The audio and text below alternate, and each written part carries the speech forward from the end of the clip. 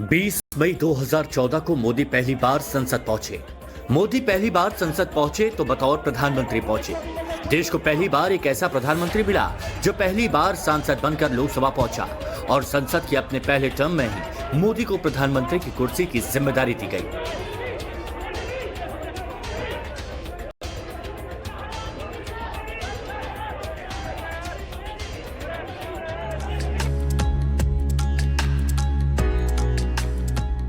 और अब ठीक 9 साल बाद देश के लिए मोदी एक बार फिर नया कीर्तिमान स्थापित करने वाले हैं।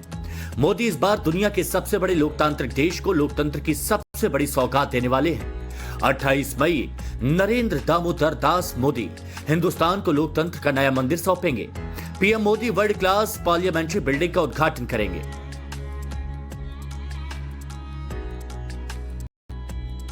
नए संसद भवन का उद्घाटन प्रधानमंत्री नरेंद्र मोदी करने वाले हैं। इस खास मौके पर कई राज्यों के मुख्यमंत्री मौजूद रहेंगे। कई पार्टियों के तमाम नेता, सांसद या मंत्रीगण जो है वो यहाँ इस संसद के नए शुभारंभ में मौजूद होंगे। इसको लेकर जो सुरक्षा व्यवस्था है वो दिल्ली में काफी ज्यादा बढ़ा दी गई है। ये देखिए, ये पार्लियामेंट के बाहर का इलाका है और यहाँ क्विक एक्शन टीम पार्लियामेंट जो ग्रुप है जो पार्लियामेंट की सुरक्षा करती है, पार्लियामेंट ड्यूटी ग्रुप, उनके यहाँ पे डिप्लॉय की गई है। सीआरपीएफ के जो जवान हैं वो आपको मुस्तैदी से यहाँ पे पहले नजर आएंगे, जो यहाँ गेट की जो सुरक्षा है उसमें तैनात हैं। चप्पे चप्पे पे इसी तरीके से जो पार्लियामेंट ड्यूटी ग्रुप है उनके जवान आपको नजर आएंगे।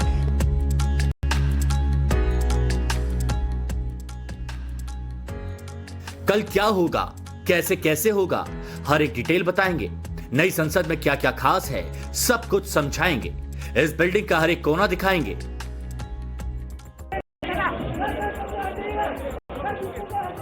लेकिन उससे पहले 2014 की उस तस्वीर को देखिए जिसने संसद भवन को एक इमारत से लोकतंत्र का मंदिर बना दिया, दुनिया को लोकतंत्र का असल मतलब समझा दिया।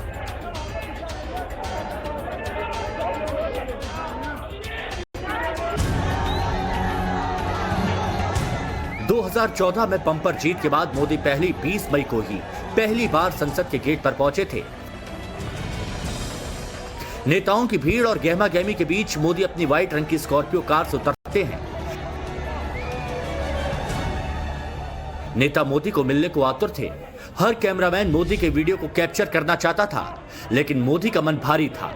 मोदी गंभीर नजर आ रहे थे और इसका कारण भी कुछ ही सेकंड में समझ गया।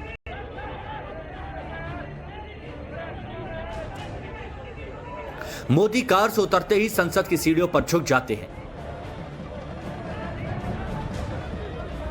सिर झुकाकर संसद को प्रणाम करते हैं।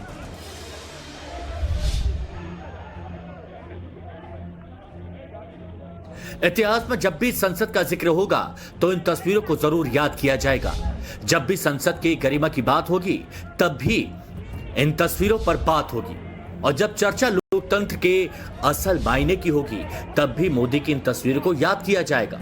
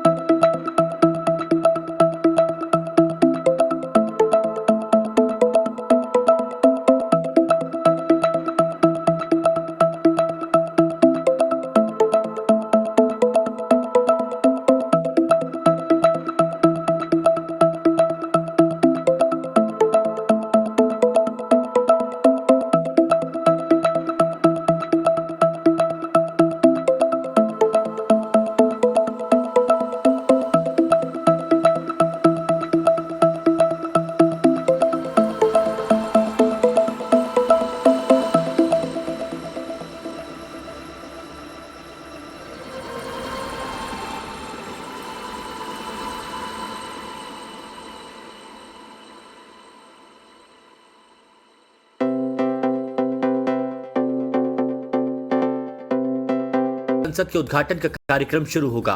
गांधी प्रतिमा के पास नई संसद की पूजा के लिए पंडाल लगाया गया है। करीब 1 घंटे तक यानी कि 8:30 बजे तक हवन और पूजा होगी। इस पूजा में PM Modi, Rajya Sabha deputy chairman समेत कई मंत्री मौजूद रहेंगे। इसके बाद 8:30 से 9 के बीच सेंगोल की स्थापना होगी। संसद में स्पीकर की कुर्सी के दाहिने ओर सेंगोल स्थापित होगा। इसके बाद 9 बजे से प्रार्थना सभा की शुरुआत होगी। इस प्रार्थना सभा में शंकराचार्य सहित कई बड़े विद्वान, पंडित और साधु संत रहेंगे। उद्घाटन के दूसरे चरण की शुरुआत दोपहर 12 बजे से होगी। राष्ट्रगान के साथ दूसरे चरण के कार्यक्रम की शुरुआत होगी। इस मौके पर नई संसद से जुड़ी 2 शॉर्ट फिल्मों की स्क्रीनिंग होगी। इसके बाद कार्यक्रम में उपराष्ट्रपति और राष्ट्रपति का संदेश पढ़ा जाएगा। राज्यसभा में विपक्ष के नेता का संबोधन भी होगा। इसके बाद लोकसभा स्पीकर का भी संबोधन होगा और सबसे आखिर में पीएम मोदी का संबोधन होगा। इस मौके पर एक सिक्के और स्टाम्प को भी जारी किया जाएगा। करीब 2:30 बजे इस उद्घाटन कार्यक्रम का समापन होगा।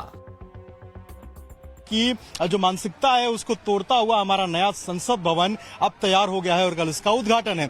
अंदर देखिए तस्वीरों में जो फूल हैं वो मंगाए गए हैं तमाम जगह से और उसके बाद इन्हीं फूलों से जो है वो संसद भवन की सजावट होने वाली है। चाहे गेंदे के फूल की बात करें या फिर अगर हम सफेद जो चमेली है उसकी बात करें या फिर रजनीगंधा के फूलों की बात करें तो तमाम अलग फूलों से जो सजावट है संसद भवन की वो की जाने वाली है और तमाम कारीगरों को बुलाया गया है। जो डेकोरेशंस है वो जो है यहाँ पे कराए जा रहे हैं। आप कहाँ से हैं भाई साहब?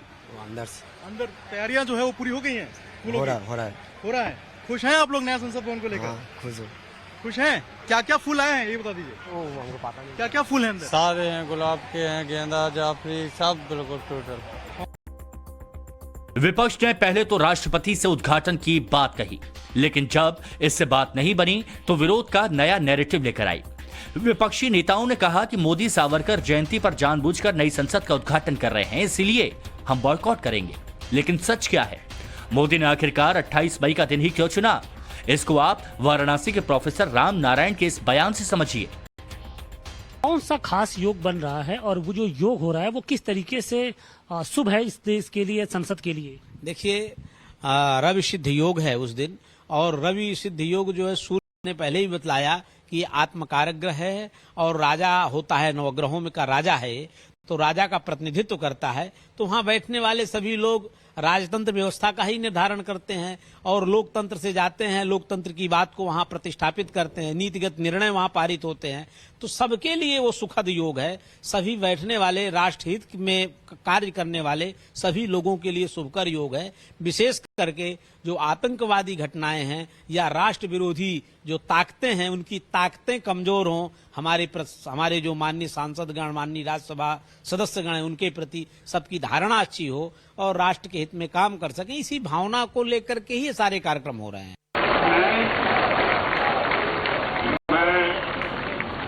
नरेंद्र दामोदर मोदी 26 मई 2014 को पीएम मोदी ने प्रधानमंत्री पद की पहली बार शपथ ली थी।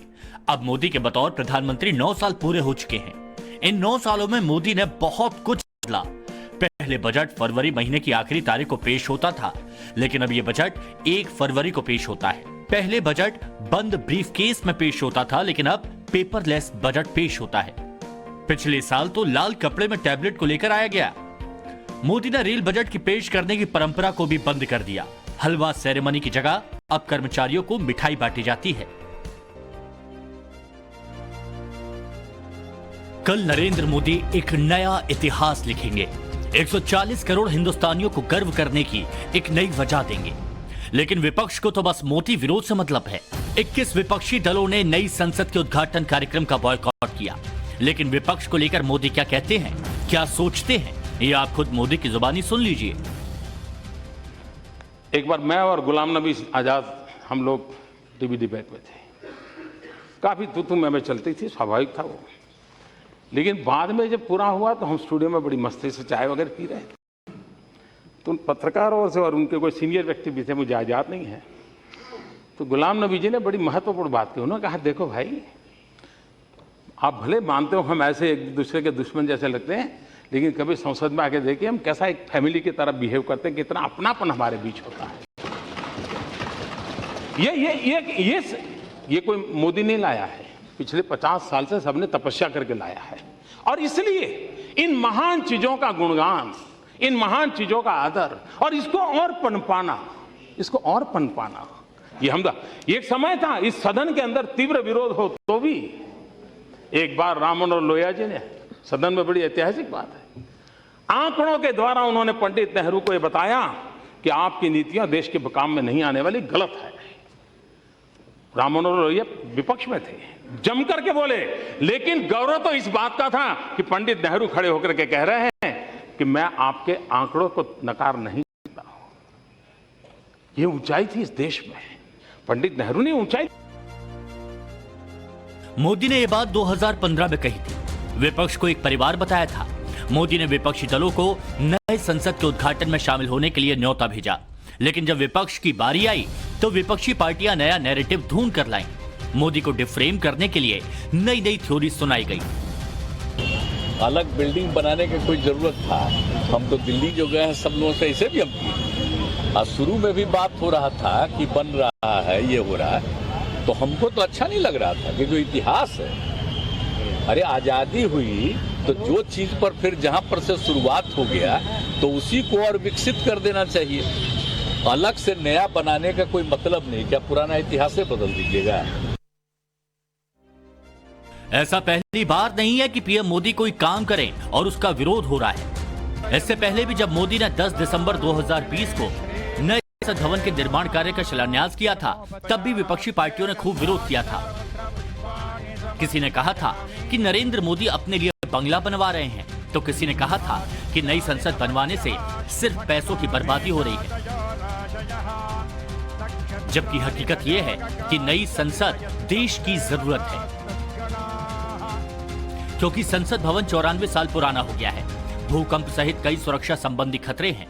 मॉडर्न और स्मार्ट बिल्डिंग की जरूरत है। दुनिया के दूसरे देशों में भी मॉडर्न संसद है, पर इस सीमन से सीटें बढ़ने पर बड़ी बिल्डिंग जरूरी है। नई बिल्डिंग में ऑफिस स्पेस ज्यादा मिलेगा। सुविधाएं बढ़ने से संसद की प्रोडक्टिविटी बढ़ेगी। लेकिन मोदी ऐसे विरोधों से घबराते नहीं हैं। मोदी अपने फैसलों पर अडिग हैं और मोदी की अडिगता का परिणाम इस भव्य और दिव्य संसद के तौर पर नजर आ रहा है। मोदी के लोकतंत्र का नया मंदिर बनकर तैयार है।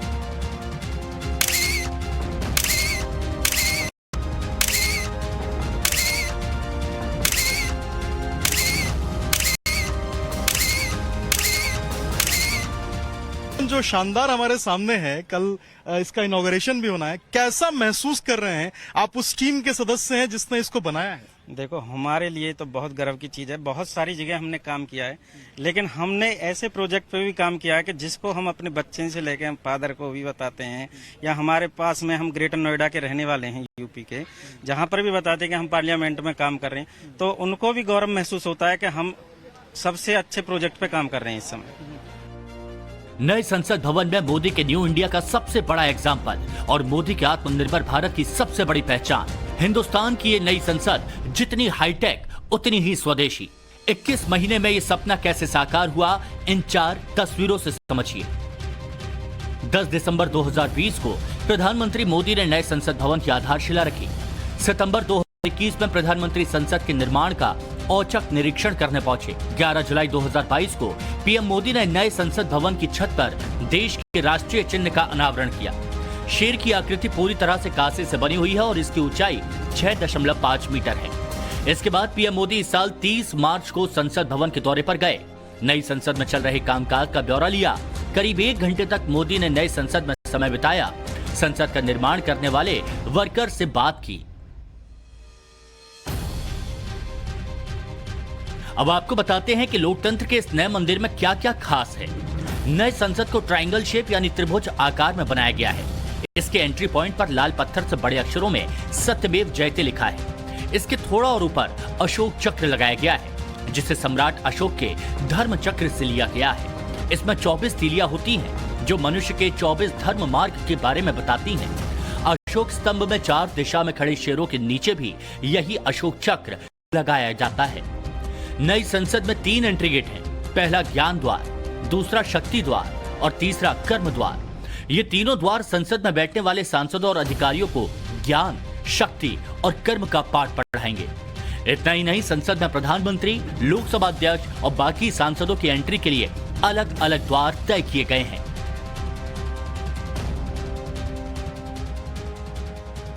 कुछ तैयारियां जो हैं वो सुरक्षा के लिहाज से की गई है। सुरक्षा के लिहाज से हमारा फायर के लेके, वैसे भी सुरक्षा के लेके बहुत अच्छी व्यवस्था है। कैमरा लगे हुए हैं, फायर सिस्टम लगा हुआ है और फायर ब्लॉकेज सिस्टम लगा हुआ है यहाँ पे। वो सारी सुविधाएं मेंटेन इस अच्छा, हर बिल्डिंग की एक लाइफ होती है। अगर इसकी संसद नई संसद की बात करें तो इसको जब आपने बनाया तो इसकी लाइफ स्पैन आप कैसे देखते हैं? लाइफ स्पैन तो 100 अबव ही है, तो 100 अबव ही है लाइफ का तो इसका। अब हम आपको नई संसद का 3D मॉडल दिखाते हैं। ग्राफिक्स की मदद से हमने ये 3D मॉडल जिसको देखकर आप हैरान रह जाएंगे और सोचने पर मजबूर हो जाएंगे कि क्या वाकई हिंदुस्तान में ये संभव है। इस संसद का हर हिस्सा हिंदुस्तानी है और इसके हर हिस्से से हिंदुत्व और हिंदुस्तानी मिट्टी की महक आएगी। पर मैं खड़ा हूं, ये सेंट्रल लॉन्ज इसका नाम रखा गया है, संसद भवन का, नई संसद का सेंट्रल लॉन्ज है। यहां पर अगर आप देखेंगे पौधे लगे हुए हैं, अच्छी खूबसूरत जगह है। तो यहां पर लोग आकर जब निकलेंगे, एक सदन से दूसरे सदन में जा रहे हैं, एंट्री कर रहे हैं, तो एक दूसरे से मिल सकते हैं, बात कर सकते हैं। अच्छा, अगर आप मेरे लेफ्ट साइड में जो ये वाला हिस्सा देख रहे हैं, इसमें जो ऊपर का फ्लोर है वहां पर लोकसभा बनी हुई है, और जो ये राइट साइड का हिस्सा देख रहे हैं वहां पर राज्यसभा बनी हुई है। और उन दोनों के अंदर भी अभी आपको लेकर चलूंगा कि लोकसभा और राज्यसभा अंदर से कैसे दिखती है, आपको वो भी दिखाऊंगा। लेकिन ये जो एरिया है ना, इसके बारे में भी थोड़ा सा आपको बता देता हूं। यहां पर अगर आप एक चीज गौर कर रहे होंगे कि एक तो ये संसद के बीचों बीच है, दूसरा कॉमन एरिया है, यहां लोग आकर मिलेंगे, बातचीत करेंगे। साथ में यहां पर खूबसूरत फूल तो लगे ही हुए हैं, आसपास जो आप देख रहे हैं ये सारे फूल पत्ते लगे हुए हैं। लेकिन बीच में अगर आप देखेंगे, ये बड़ा विशालकाय बरगद का पेड़ लगाया गया है यहां पर। और इसे बहुत लोग नहीं जानते होंगे, बरगद का पेड़ हमारा राष्ट्रीय पेड़ भी है। लेकिन बरगद के पेड़ की एक और खासियत है।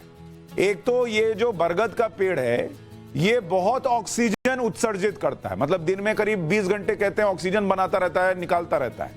तो जो सांसद अंदर तनाव में आ जाएंगे मोदी जी का भाषण सुनकर, या अंदर नारे लगाकर सांस फूल जाएगी, तो बाहर आके भर फेफड़ा जो है यहां पर इस बरगद के पेड़ से ऑक्सीजन ले सकते हैं। दूसरा, कुछ लोगों को दिक्कत भी होगी, उनकी सांस फूल जाएगी। जब अगली बात बताऊंगा कि इस बरगद के पेड़ का जो है वो आध्यात्मिक महत्व भी है। हिंदू धर्म में कहा गया है कि बरगद के पेड़ में ब्रह्मा, विष्णु और शिव तीनों का स्थान है। कहते हैं जो बरगद के पेड़ की जड़ें होती हैं वो ब्रह्मा जी हैं, जो छाल है वो विष्णु जी का प्रतीक है, और जो शाखाएं हैं वो शिव का प्रतीक है। तो यहां भी जिन लोगों को अभी सेंगोल से दिक्कत हो रही है, यहां घुसते ही उनको हिंदुत्व का एक और परिचायक दिखेगा, ये बरगद का पेड़। लेकिन ये हमारी लोकतंत्र का भी प्रतीक है। जैसे बरगद की जड़ें अंदर तक फैली होती हैं, वैसे ही हमारा लोकतंत्र भी देश में अंदर तक फैला हुआ। आपने नई संसद का बाहर का हिस्सा देख लिया, अब आपको लोकसभा के अंदर लेकर चलते हैं। इसमें राष्ट्रीय पक्षी मोर यानी पीकॉक की थीम पर इसको बनाया गया है। इसमें अगर आप नीचे कारपेट देख रहे हैं, हरे रंग की कारपेट लगाई गई है, जैसा पुरानी लोकसभा में भी। चमचमाती सीलिंग है, एकदम मजेदार, झकाझक, लाइट पूरी आ रही है। अच्छा, अगर आप पीछे दीवार देखिएगा तो आपको ऐसा लगेगा जैसे वो यूनाइटेड नेशंस में लोग बोलने जाते हैं, वहां पे जिस तरह की दीवार है वैसा है। वहां पर सभा की स्पीकर और उनके नीचे जो है, जो लोग उनके अधिकारी बैठते हैं, जो कार्यवाही में मदद करते हैं, वैसी 10 कुर्सियां लगाई गई, जैसा पुरानी संसद में था। यहां पर वेल भी है, तो जो सांसद जाके हंगामा करते हैं उनके लिए वेल बनी हुई है। ऐसा नहीं कि उसको मोदी जी ने हटा दिया कि तुम लोग हंगामा मत करो। लोकसभा अध्यक्ष की चेयर के ठीक ऊपर अगर आप देखेंगे, ये देखिए अशोक चक्र बना हुआ है, जो कि हमारे पूरे लोकतंत्र का एक बड़ा इंपॉर्टेंट प्रतीक है। जो अंदर की दीवारें हैं, अगर आप गौर करेंगे, ये चारों तरफ दीवार देख रहे हैं, इसमें लकड़ी की कोटिंग की गई, तो वो अपने आप में और खूबसूरत बना दे रही है उसको। और जैसे ही आप लोकसभा भवन में एंट्री करेंगे, आपके सामने 2 LED स्क्रीन है, एक इस तरफ है और एक इस तरफ लगी हुई है, और इसमें लाइव स्ट्रीमिंग चलती रहेगी। बड़े बड़े कैमरे लगा दिए गए हैं, 360 डिग्री व्यू कवर होगा। तो अब हो सकता है कई लोगों को ऐसा लगेगा कि अरे यार, इसमें तो हम दिख रहे हैं, तो और ज्यादा प्रदर्शन ना करते, हंगामा ना करते। कई लोगों को यह चिंता होगी कि इसमें हम नहीं दिख रहे हैं, इसका मतलब हमको दिखा नहीं रहे हैं क्या। लेकिन ये पूरी कार्रवाई जो चल रही है, क्या हंगामा चल रहा है, क्या बातें हो रही है। मान लीजिए आप बहुत पीछे बैठे हैं, तो बड़ी लोकसभा है, आपको नहीं दिख रहा है, तो आपको बड़ी स्क्रीन पे दिखेगा, जैसे मैच में होता है वैसा फील आएगा आपको। भाई आप स्टेडियम में कहीं बैठ गए, अब कोहली ने रन मारा, आपको दिख ही नहीं रहा है, तो यहां से मोदी जी बोल रहे हैं, आपको साफ दिखेगा, राहुल जी बोल रहे हैं, वो साफ दिखेगा। इतना शानदार इसको बनाया गया है। वैसे तो इस संसद भवन का हर हिस्सा इतना खूबसूरत है कि आपका मन करेगा कि दिन भर इस संसद की सैर करें। लेकिन फिलहाल लोकसभा के बाद अब बात राज्यसभा की कर लेते हैं। अगर आप देखेंगे तो पीछे सभापति की कुर्सी लगी हुई है और नई लोकसभा की तरह राज्यसभा में भी सभापति की कुर्सी के ऊपर यह आप देखिए शानदार अशोक चक्र लगा हुआ है। इसके अलावा अगर आप राज्यसभा में देखेंगे यहां पर हर टेबल पर आपको ऐसे एक छोटी छोटी स्क्रीन नहीं नजर आ रही है, देखिए पीछे स्क्रीन्स नजर आ रही हैं, वो स्क्रीन्स लगी हुई हैं ताकि आपको वोटिंग करनी है, कोई जानकारी आ रही है तो उसी में स्क्रीन पर आएगी। तो आधुनिक है। यहां पर कुर्सियों और कारपेट का जो रंग है वो लाल रखा गया है जैसा पुरानी राज्यसभा में था, तो एकदम ही किसी को अलग फील ना हो वो भी प्रयास किया गया है। हर सीट पर टैब है, स्क्रीन है, वो आपको बता दिया।